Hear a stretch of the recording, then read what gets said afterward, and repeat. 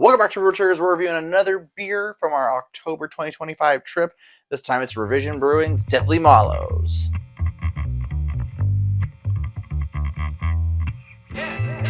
Welcome back, everybody. Today we have a beer from Revision Brewing. Not sure if we've done any beers from them on the channel. There may have been some collaborations in the past, but at this point we've done so many I can't remember. We took a trip up to Reno and Sparks and Lake Tahoe and Carson City. And depending on when this comes out, I don't know what order they're going to come out. We just got done reviewing a beer from Shoe Tree in Carson City. This is Revision Brewing in Sparks, Nevada. We flew into the Reno airport and decided to stop into this place first. This beer series is apparently called Fantasies and Chocolate. Deathly Mallows. I'm assuming a play off of the Harry Potter Deathly Hallows, because they have the wand here and they have the triangle that would normally be all of the Deathly Hallows in the middle of it, but they have the QR code there. Anyway, this is a s'mores pastry stout. Canning date, I could not find one, and if I do, I'll let you know. This beer is one that we had on tap, and one that we definitely wanted to see if they had a six-pack of to bring back and taste with y'all. It's an Imperial Stout with toasted cocoa nibs, graham cracker, natural toasted marshmallow flavoring, malt, and hops. Nice. I'm excited. I love stouts, and I love seeing a stout on a menu at a brewery because they don't usually do a lot of them, especially Imperial stouts, because they can get big and, drunk people at breweries are not fun. Sure they are. Not usually. This is 36 IBUs, so just a little bit of bitterness here expected because of the chocolate and because of the hops. I don't got much else to say about it. I like the cans. This was another place that I had looked up and was recommended to me when we were flying out there. And I was pretty impressed. You walk in, it doesn't look like much. It looks like kind of like a small dive bar. But they actually have like a whole nother room you can sit in with another little bar and everything. And really reminded me of Belching Beaver and Oceanside. Really kind of that old brewery feel where it was like everything's in a warehouse. Very industrial. Yeah. Yeah, they had the big, what do you call them? The vats? What are those big ass things called? Yeah, I forget what those are called. They had like the brewing term for it, but yeah. What? You'd say 3, 4 in there? 5 maybe? Yeah. Bunch of barrels all over the place. TVs, you can watch football. A little bar area. Sit at the bar, watch football. That was cool. That was a really cool place. Oh, they had those arcade game, old school arcade games, but they weren't plugged in. But that was cool. That place was cool. Yeah. And I think most of the beer we had was pretty good. Yeah. We talked about this before in the other video, so I don't know what order they're going to put out, but the selection was really awesome. They had a little bit of everything. They even had like their offshoot beer, which is the Electric Brewing Company or something like that. And he was like, "Oh yeah, that's us. We're just trying to do things with that." There was another beer that I had bought a 4-pack of that I drank all of on the trip. That was really good. That was a hazy IPA. Yeah, I'm excited. Let's stop talking and get to drinking. All right, let's see how good this s'mores pastry stout actually is. What's Harry Potter? Get out of here. You watched all the movies. I don't know. I don't know that. Whew. It smells good. It smells good. Not as good as a bottle logic stout, but... Well, this is not a barrel-aged stout. Correct. This is an Imperial stout. So Correct. calm your cheeks. I'm just saying, it doesn't smell as good as bottle logic, and they know how to do stouts. But I think it smells similar to the Imperial stouts bottle logic has put out. It's like sweet and chocolatey. I don't know if I get graham cracker or marshmallow. But yeah, I mean, it is marshmallow flavoring, not actual marshmallow, so... Yeah, this doesn't smell like anything specific. It just smells like a stout. Oh, I mean, to me, it smells like more chocolatey than like a regular Imperial stout, like Old Rasputin.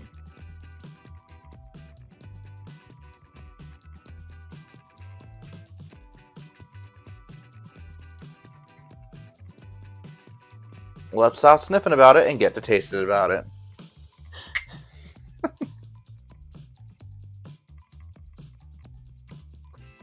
Oh yeah. Oh yeah. Yeah. I don't know if my first thought is s'mores. It's more like melted chocolate. It's very chocolate forward. The bitterness. These IBUs, which I've noticed that most, if not all, cans and bottles from out there, Carson City, Reno, they all list the IBUs on it. And even in the breweries, they all were listing IBUs. We don't really do that much out here. Some places used to, but then they stopped. Yeah.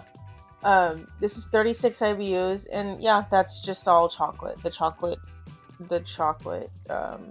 bitterness. But yeah, this is a melted chocolate. Yeah. Yeah, and I don't know if I would necessarily call it s'mores. So I've had better s'mores stouts in the past, even barrel-aged ones. But this is nothing to turn your nose up at. For me, having had the rest of this 4-pack as well, I think it's hit or miss with the cans. Like, this can's tasting really sweet and chocolatey. So I only had 1 can of this, and Mary had 2. And to me, I think it's hit or miss depending on the can. Like, this can to me tastes sweet and chocolatey, like it did on tap.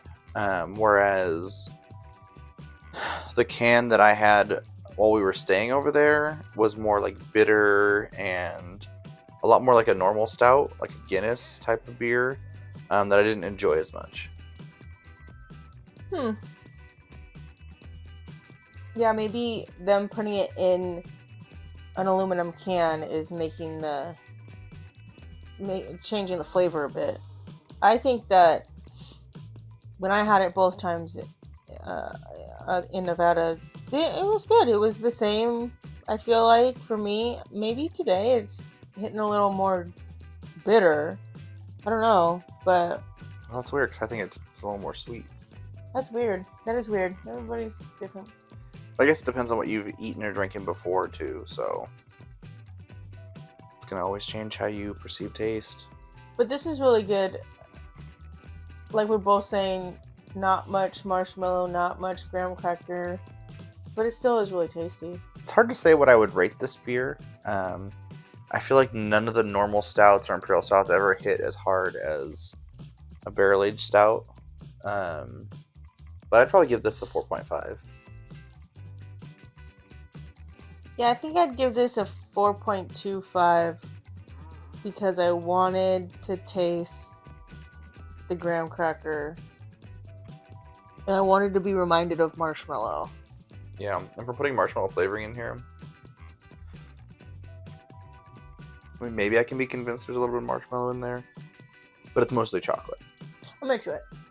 It's time for the Big Chew. And while she's chewing, y'all could be liking, sharing, subscribing. Nothing wrong with sharing some beers with your friends. And it doesn't hurt you to share us around someone that you know that might enjoy the videos. Click the bell icon so you can know if I upload new videos. Nothing changed. Nice. Yeah, and to me, it's not that it's only a one-note beer, but it kind of just stays in that chocolate realm. A little bit of bitterness. It doesn't really go anywhere else.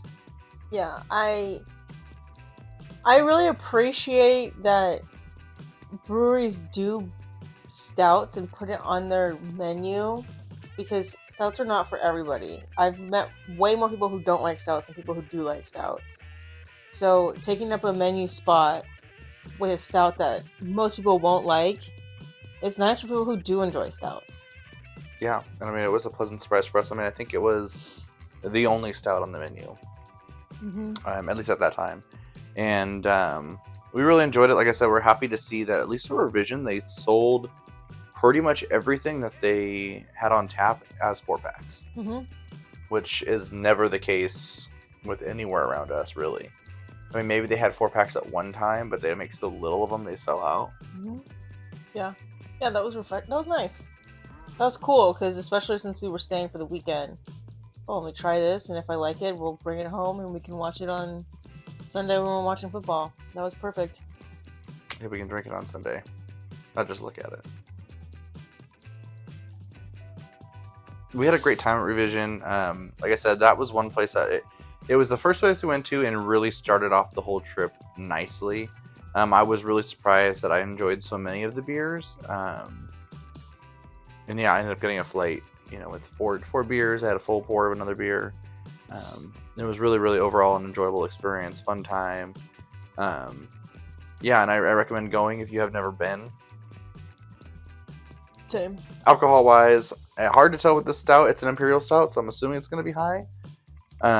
Something like, I'm going to say 8.1%. Oh, no. Higher. 9.6. Higher. 10.5. 11.1. Oh, wow. I mean, that's as high as almost a barrel-aged stout.